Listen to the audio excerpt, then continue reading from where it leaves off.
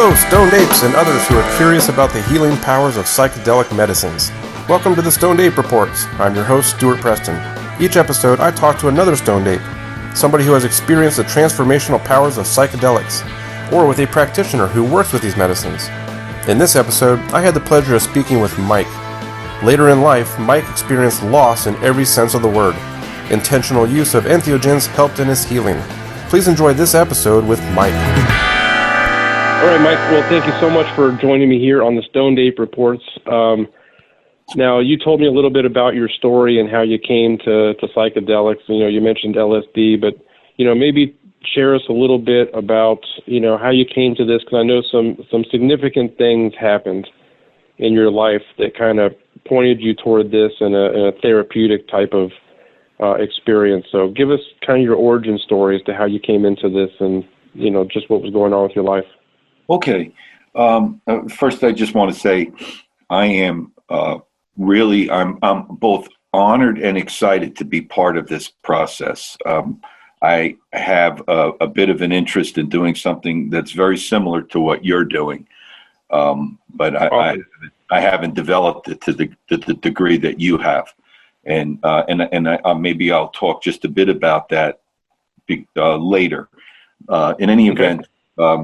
In terms of how I got to where I was when I turned in the direction of taking what I'll call a psychedelic journey, which I kind of like that term, but at the same time I almost see it as a term that is due to be modified a little bit because of the stigma associated with psychedelics on our very narrow thinking society. But in any event, I'm for starters, I'm 67 years old. I know you probably can't believe that by looking at me, well preserved and well preserved. That's what I keep telling myself. But I had, for starters, I had my life. I lived a life that most anyone would say was, as they would about their own lives, relatively, not spectacular, not necessarily disastrous. I think I've witnessed, if I've been fortunate about anything of getting through the 60s and the 70s and the later portions of my life was, my dad told me something my father was a very subliminal, influential influence on the way I approach life and my self-image. It was like positive and negative at the same time. He was a merchant seaman. You kind of had this ordinary life going on. Kind of, yeah. But he wasn't around. He was a merchant seaman. He wasn't around. And he did tell me, just keep your mouth shut and your eyes and ears open. He had he imparted that type of wisdom. And I witnessed a lot of things, and fortunately, I'd say didn't have the courage to venture in at that point in my life. And I was able to survive a lot of things that a lot of people that I know growing up were either very seriously negative affected by it or did not survive the 60s and 70s. So, I grew up in the drug culture, and I grew up afraid of what it might do. And I lumped it, everything that you put quotes around the word drugs, anything that you called drugs, I stayed away from, except for maybe occasionally smoking pot. All right. So I went through the 60s and 70s. Then I worked in a career that really wasn't that interested in, but it was at a time when I needed a job, a bunch of circumstances in my life that kind of dictated the direction that I would go in. And I just, like everyone else in my generation, just suck it up and do it. And over a long period of time, it sort of shapes who you are. You're hoping at some point in time, maybe things will be different, but you're really not terribly miserable. Just something's missing. That's what you're kind of left with. So then I got married, and I had 3 kids. They're well educated, and on their own. They're in their mid-30s now. I made the best of my career. I advanced myself. I kind of got into a professional career, but I came in through the back door. I had to work my way up, and I really made something for myself. I made the best of my situation. But towards the end of my work career, I was married for 34 years, and a series of events started to take place that affected me to the point where I think the way I kind of rationalize it to myself is I lost the strength to be able to emotionally hold it all up, and it all came down. It all came down, and I was witnessing it happening, and it was just that's what my life was. I wasn't able. I was just in the midst of it, and as I had mentioned to you, Stuart, it started with a series of illnesses, primarily within my ex-wife's family. Her mom was diagnosed with cancer. Her oncologist told her that she would give her 10 good years, and I took that to mean that she had 10 years to live, and she and my wife and her sister viewed it as they had 10 years to beat cancer. And the reason why I bring that up was that actually was sort of that was like a marker on where I was in my marriage. It was, I see that as the beginning of the separation between my wife and I. And in almost 10 years to the day, my mother-in-law passed away. And 8 months after that, her husband, my father-in-law, he gave up and he passed away. Yeah. And to be in the midst of that, there was other, my daughter came down with cancer on her thyroid. Another niece had another form of Hodgkin's lymphoma, but she was able to survive it. And so we were in this world of just there's just nothing good. There's nothing good going on, no matter what, and then two other things happened. One was in my career, I jokingly say, and I make a joke out of everything, it seems, that there's a room somewhere in these big corporate companies that has a big list, a big chart on it, and has every employee's name on it, and a number of years that you've worked there, and your age are the two axes. And when there's a point where they intersect, and they just decide it's time for you to go. And they decided that was time for me to go. And just about at the same time, on my birthday, and it was 3 days after my father-in-law passed away, my nephew was killed in Afghanistan, and that and my sister and her husband didn't really have I knew that they weren't they weren't going to be able to cope with what was about to unfold. And I made the decision to be the big brother. And I mean, I literally laminated myself to my sister, and I was with them every step of the way. So I could, thinking that I'm this independent third party taking in all of this information so I could be able to guide and assist them and, just be there for them and understand what was going on, because it is a numbing experience. It's literally a trip to hell. I mean, it really is. And to the point where if I get nauseous when I hear people thank me for my service. I can't stand it. But anyway, that I didn't realize it, but shortly after that, for me, that's when things really started to, convolute. I just imploded. But it was like, it was just happening to me. It wasn't like a startling experience. It was just, I was just slowly becoming this person. And interestingly enough, I was in therapy the whole time. And my therapist never picked up on anything, nothing.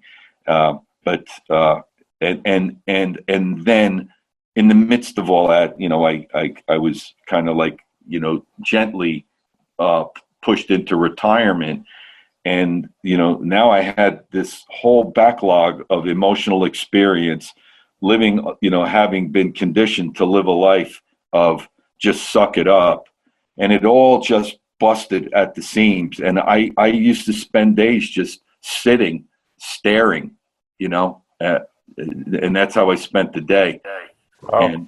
And fortunately, like, I didn't get into alcohol. I didn't do any of that. But one thing that I did do that really was, it was the undoing of my marriage, was I really needed someone to talk to. And my wife was not in a place because of what had happened with her mom. She blamed herself for what happened to her mom. And so I foolishly went on to Craigslist. And that was back when Craigslist had the personal listings. And I really started with, I started just trying to find somebody that I could be like an anonymous pen pal with. And that just turned out to be like a really a very unprudent move on my part. And I went down into that world, and that's really what ended my marriage. My wife discovered it, and she just left, and pushing me further down. So I was by myself, but the thing that I still had going for me was I had a strong interest in music. And I started, I was going to music festivals, and there were always drugs around. There was always people, selling, sharing. Yeah. And I had never done LSD. I had never done any of that sort of stuff. And you kind of avoided it based on that experience. I was afraid of it. I believed what they said, and right. And I really didn't. I didn't live in a world like the guys that I hung around with. I mean, I actually did witness the how they say, one thing is a gateway to the next. Like, from my perspective, I said, yeah, that's true.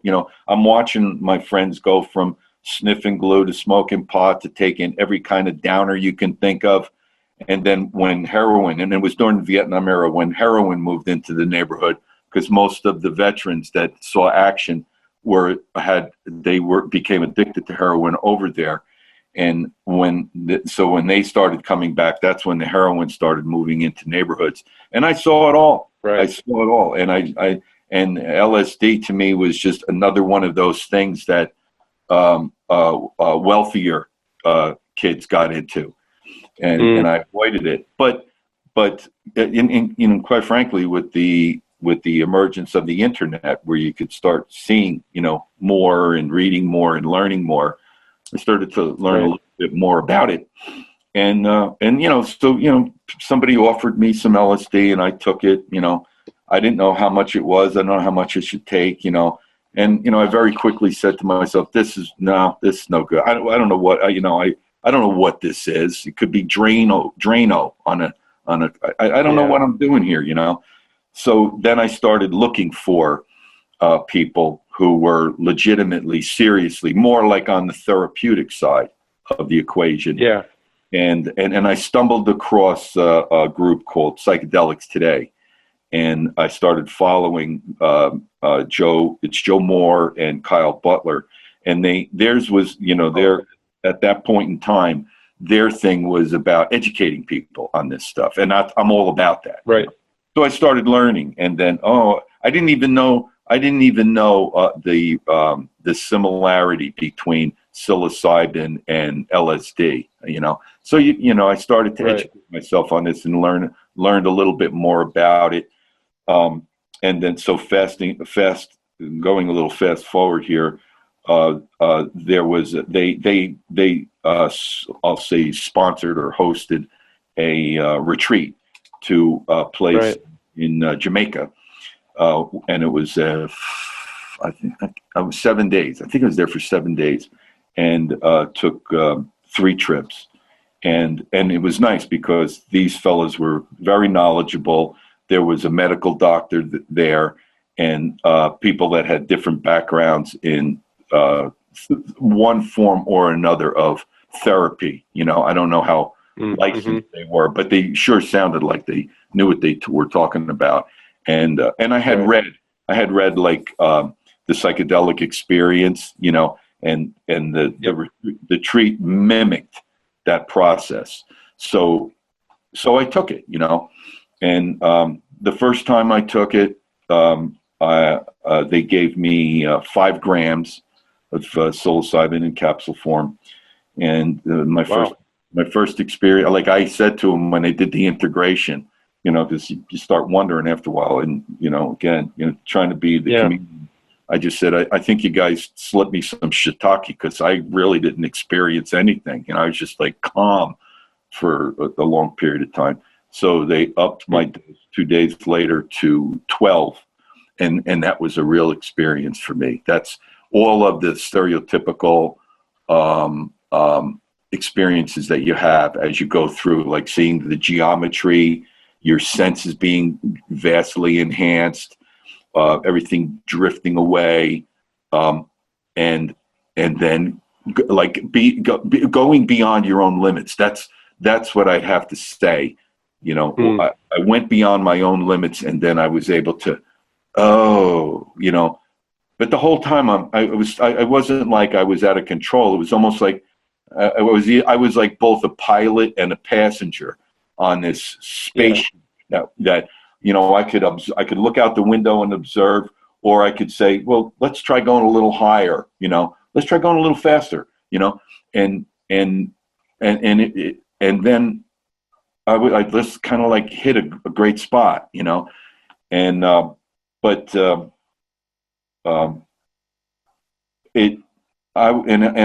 I got to the point where I'm really saying to myself, when is the boogeyman going to show up? I thought I was going to be wrestling the devil. This ain't happening. And I wound up actually getting up, and I spent the rest of that 6-hour periods. It's like runs like 6 to 8 hours. I was like a stand-up comedian. I was just in such a great mood. It was like, oh, this is who I am. This is who I am. It kind of uncovered your real self.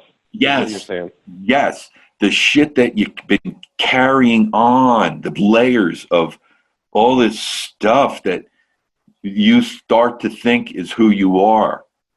It's it just falls away like a dead leaf. It just falls away, and then then you kind of like look around, and that's how I remember that.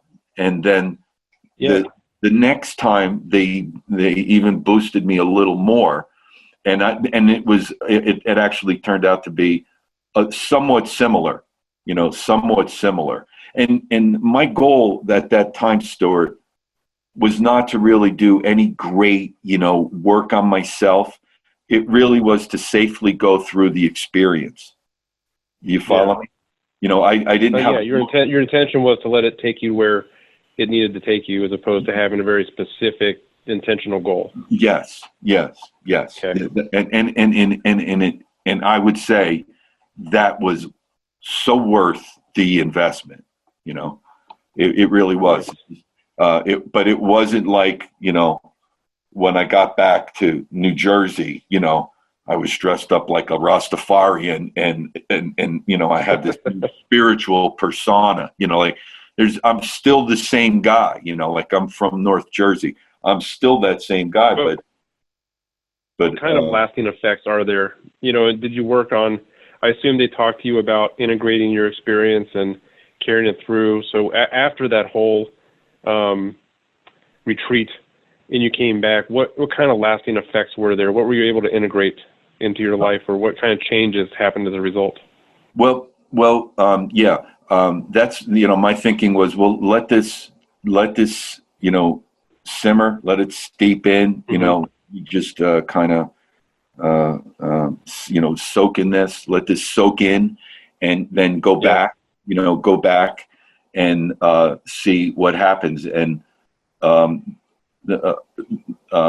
was still in the midst of, you know, I was going through this separation and all that other stuff that was going through, you know, and I had just said to myself, well, you know, I'm going to have to go through this.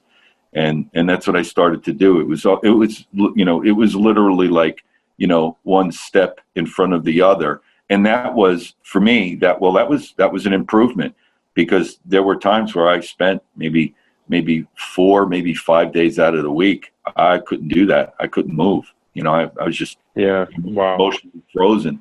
So, you know, all right, you know, so I was able to continue, move on, move forward. You know, that was pretty big. That's huge. And and so now my thinking, or my excuse to myself, was to honor my nephew's sacrifice. You know, I began to learn about it, and it's really interesting, Stuart, how things come to you. Like, it's true what they say. You know, when you move towards and become like that, which you most often think about. And I had a fairly good. I didn't go into. I had a fairly good, and still do, Zen meditation practice. You know, I had that, and I kept it up. And that is like, psychedelics is like, it's like it is a way to see what Zen can accomplish, you know, but it does it for, you know, for, if you don't have a lifetime to invest developing yourself that way, psychedelics will help you along, get you there, you know. And and then I, you know, and a lot of the things that I had read about kind of bore that out. In fact, I read a book that talked about how seminaries were using psychedelics for seminary students to give them an example of what divinity, what a divine nature is all about, a divine experience. But they were being taught, this is basically what we're trying to sell the flock. This is what we're trying to get them to, you know.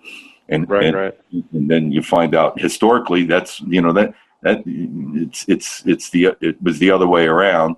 People seem to be, you know, foraging and taking psychedelics and having, you know, divine-like natures, you know, and it all started to make sense. Oh yeah, this is God talk. Oh, this is what it is. This, you know, like that was like oh, that's what God is. It's going on a trip. That's what it is.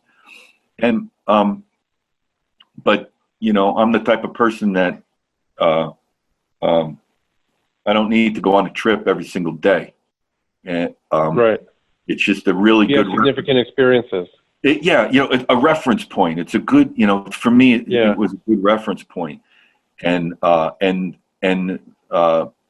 of maybe picked up, increased the volume on, you know, things that are like really part of me, but you manage to like kind of push in the back a little bit more. And you know, like, just to give you like a small example, you know, I would say that, you know, politically, I'm a liberal-minded person. You know, I'm fiscal conservative, but social liberal. You know, I believe in that we should be always helping those that need it most.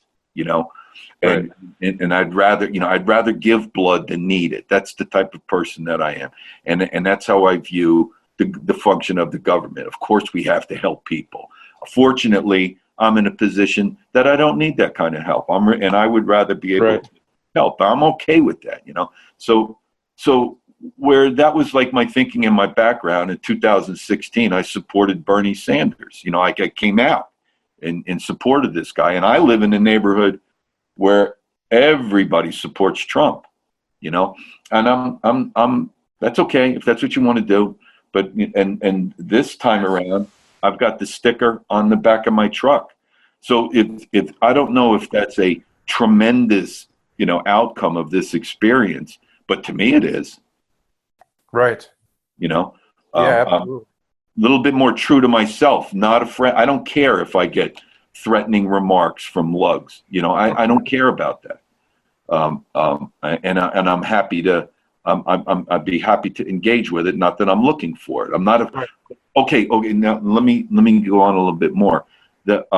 So you know, my thinking was, well, I'm going to learn about this. I'm going to learn about this. You know, using psychedelics to help veterans who have a post-traumatic stress disorder. I was reading about this, and in fact, I read an article where, like, the Pentagon started to fund research, and the reason for it is they're spending so much money on drugs and treatment in the VA that they're doing this out of financial desperation, you know. And then when the 22 veterans per day committing suicide, right, issue came to light in the media, that put a little bit more, you know, spin on that ball. So I thought, all right, you know what, I can do that. I'm going to learn all about this. And then, and I didn't mention this to you, but I play drums in a vintage rock and roll band. And two of the guys in my band are veterans. One's a Vietnam veteran, and one, my bass player, he's a recovering addict, 22 years, wow, clean, yeah. And he helps. You know, he's like one of these guys that get together with folks that are struggling with addiction, and he helps them, you know, through ministry. So right. I said to my guys, like, let's not, you know, I said to them, I have a fantastic marketing idea. Let's not play for money. Let's play for donations to wounded warriors, you know, and to my pleasant surprise, they all went in. Nice. Yeah, that's beautiful. That's beautiful. And that's part of the changes you're seeing in your own life is just that empathy and that connection to other human beings. Is that kind of what you're saying is coming from these journeys? Yes. Thanks, Stuart. Yes. That's the change. It's true what they say about, you know, to be the change that you want to see in others. It's true. Right. Yeah. Now, you had mentioned. Go ahead. No, sorry. No. Yeah, you had mentioned that you also worked with something you described to me as an entheotherapist. Yes, a fellow who was an entheotherapist who lived down in Georgia, and I contacted him, and I went down to Georgia, and he actually had a place that had 2 bedrooms. And he was his condo was kind of like set up almost like a quasi,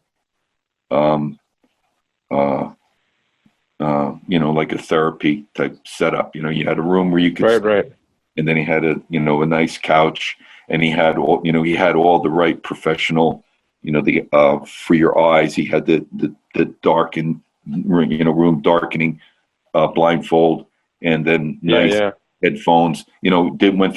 We went through the whole experience. Very quickly we established rapport, and I was there for 2 days.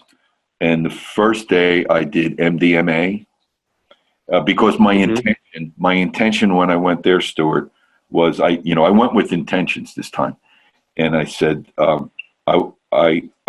wasn't sure if I had the capacity to experience love. I really didn't know. We didn't have a touchy-feely. I don't think I ever heard that word in my house growing up. I really don't. Yeah. And and it kind of made me sort of a bit of a standoff type of a person. You know, I knew that in my relationships and stuff. So we did that, and I that experience very quickly made me realize that I was certainly capable of experiencing love. That was the outcome. Yeah, of that. beautiful. And then the next day, I did psilocybin, and my intention there was to face my fears. That's what I wanted, and so did that, and you know, and again, no wrestling with the boogeyman. There was none of that. You know, at no point, you know, like you're going through this whole thing, and I was like saying, is that all there is? Come on, this can't possibly be the depth of fear. You know, it's just not enough. So that was that experience. Okay. And then the same thing, there was the integration period. And, you know, I came away with it. I came away, you know, all right, you know, all right, I know how to love. I got that. All right, it's there. And then the fear part of it, I don't know. I'm not 100% sure, but I don't walk around in fear.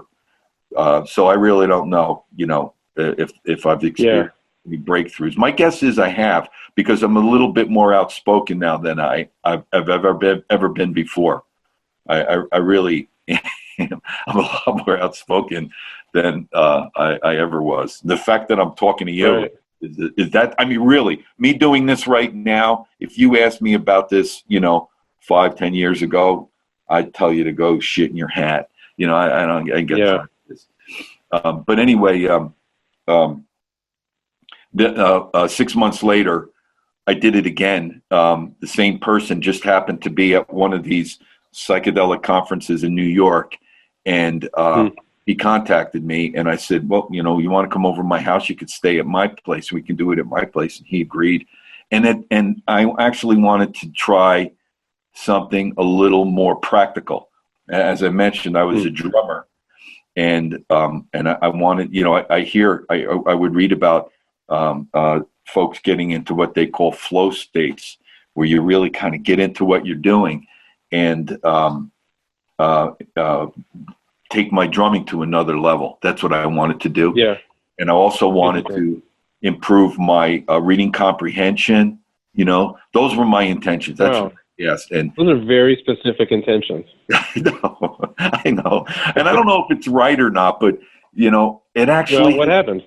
Well, there is a space. You know, I don't know if if you've ever played an instrument, and I had a difficult time. You know, I never had a lot of support, you know, playing drums. I was told I couldn't, you know, and I struggled with that for most of my life, but I don't have that anymore. And there's, you know, I'll play, and there is a spot. If you concentrate, you know, you go into this little spot, you know, I don't know, it's a plane, you know, where like when we play, you know, and it is like, if the drummer is the most, I don't care what anybody says, most important person in the band, not that people should worship them, but if the drummer is on, that band is going to be on no matter what. Everybody else, you're the conductor. Driving the beat, and you gotta and you gotta bring that whatever emotion you're going to express. That's got to be, that's the foundation of what you're doing, you know?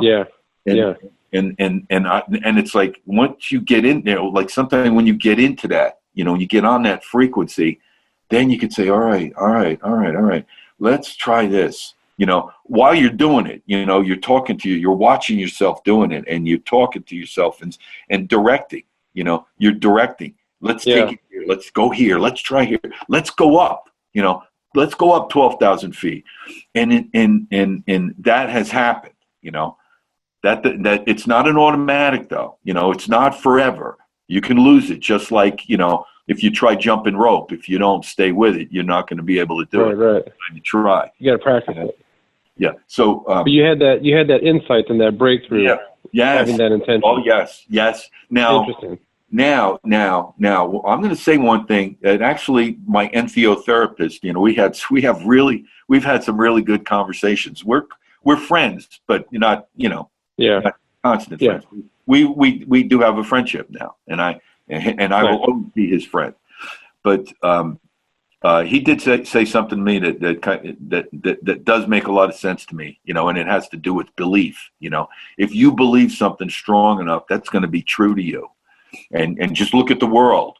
There's people with a lot of defective beliefs, and they hold fast to them. And you can only pray that they become enlightened to the point where they can modify your beliefs. It's right. Amazing. We're living in a world where the truth doesn't necessarily mean anything anymore. And so if you it's a really, you flip over into in Zen, what Zen teaches, how you should be conducting your life, the things that the path that you put yourself on, you hold fast to that, and you will become that type of person. If you do, if you're honest, if you're truthful, if you're caring, if you think, keep your thoughts proper, you that will manifest in who you are. Does that make sense to you? Yeah. Yeah, absolutely. Okay. Absolutely. Yeah. So, my take on the psychedelic experience is, it's wonderful. It's something that someone who is contemplating this to do so, but do it under a good guidance. Have good guidance. Have caring, knowledgeable people that will be there for you to help you to go through that initial, you're crossing over a threshold. You're doing something that's different.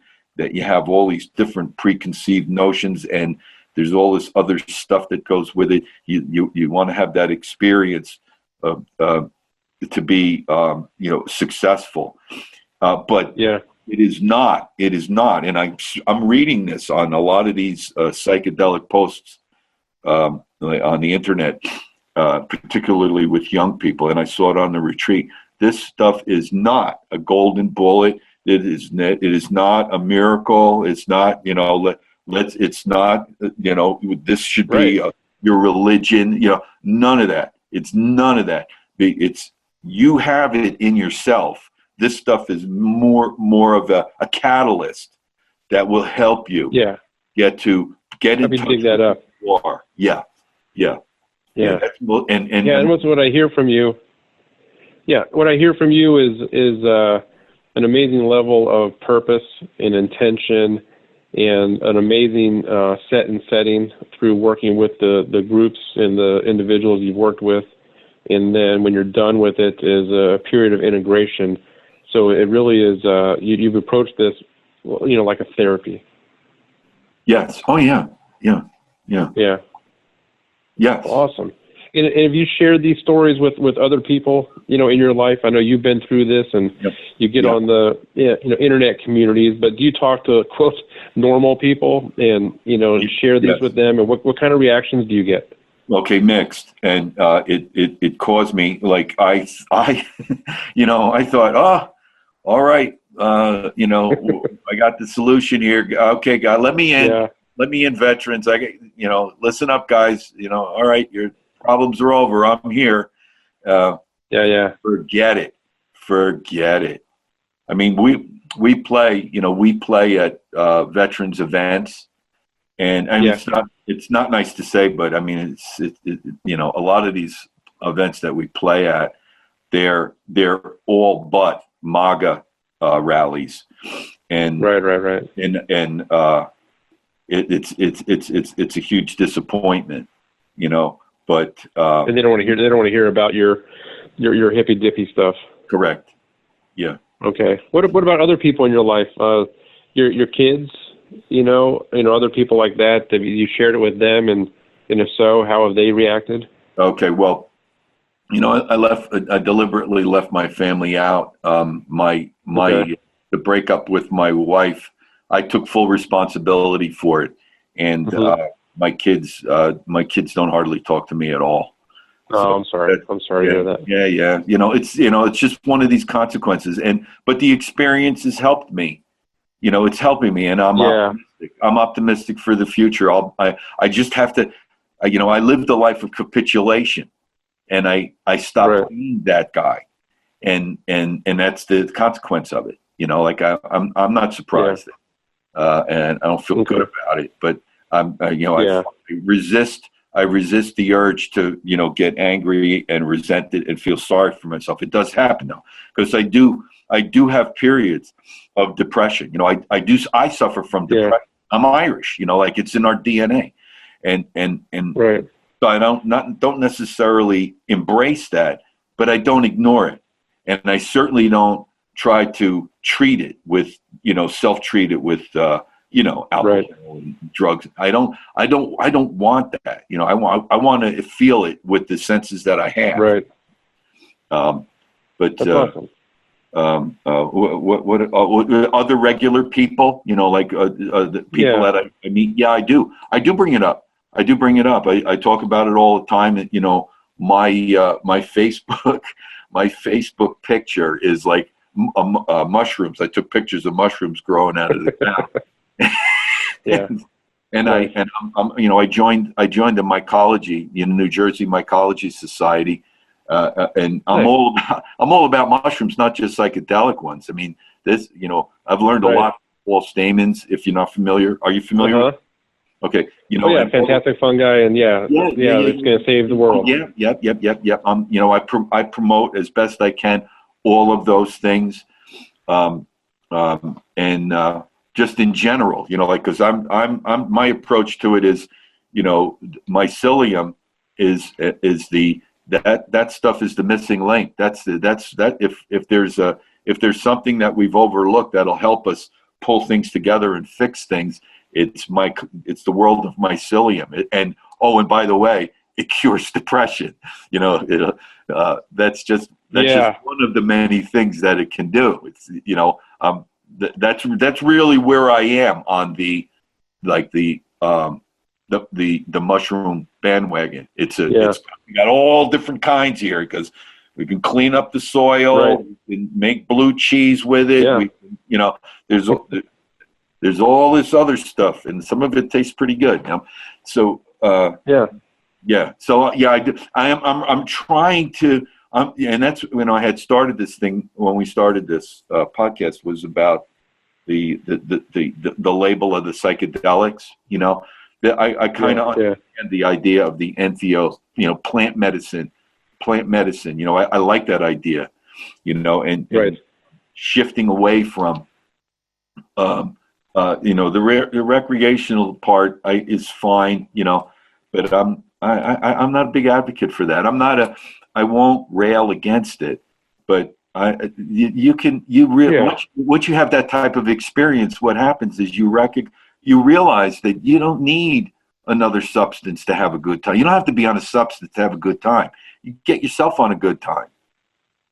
Yeah, use the entheogenic powers, the transformational experiences to get yourself there. Not as and that helps break that stigma. Yeah, a lot of this, I liken this to fitness, physical fitness. You can go into a gym, you can join a gym, and you set a goal for yourself that you want to improve your health, or you want to look good in clothes, and what's nice about the physical fitness is you set a goal for yourself. Like I train with a boxer. I just started doing this 2 weeks ago, and I want to convert 10 pounds of body fat into 10 pounds of muscle, right? I already know that I can, and I've already been told by the trainer, okay, it's going to take you 7 months to do that, but you can do it, even at my age.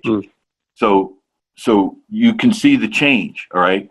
But once I meet the goal, then I just want to maintain it. I don't want to live in a gym. I don't want to carry weights around with me all the time. Do you follow what I'm saying? The psychedelics can help you get to where you want to be. Now go be it. Don't, Right. And that's the thing. That's the key. it's one thing, Stuart, that does concern me with young folks, where they start to make a religion out of this stuff, and it's not healthy, for their future. It really isn't. You got to do other things. Go help people with that. Don't be just constantly looking to go on trips. Yeah. I don't think that's a good thing. Yeah, it's important for us, and I think that your stories of your transformation, I mean, the big stuff, finding your true self, to what some people may say are little stuff, but it's not so little. But getting into the drumming and the reading comprehension and your boxing and taking care of yourself, you have really gone through a lot there, Mike, and I'm so grateful for you spending the time with me today to share that, so we can get the word out there and help break this stigma away from these entheogens. Yeah, I'm with you 100%. And like going forward, Stuart, like if there's anything that I could do to help you, if you're doing this, and if you continue to do this, if you want to, create some kind of network, anything that you can, that you're working on, because you seem to be a little further on. Because I want to help others. I mean, that's the only thing you can do. That's the only thing you can do, really, is to help others. That's it. Yeah. Let's do it, Mike. I appreciate that. Let's get together and find a way. And again, I'm so grateful for your time today here on the podcast. I really appreciate it. No, it's my pleasure. That concludes this edition of the Stoned Ape Reports. Thank you for listening. Please follow us on Instagram at Stoned Ape Comedy and subscribe to our newsletter at www.stonedapecomedy.com. Again, thanks for listening, and catch you next time, Stoned Apes.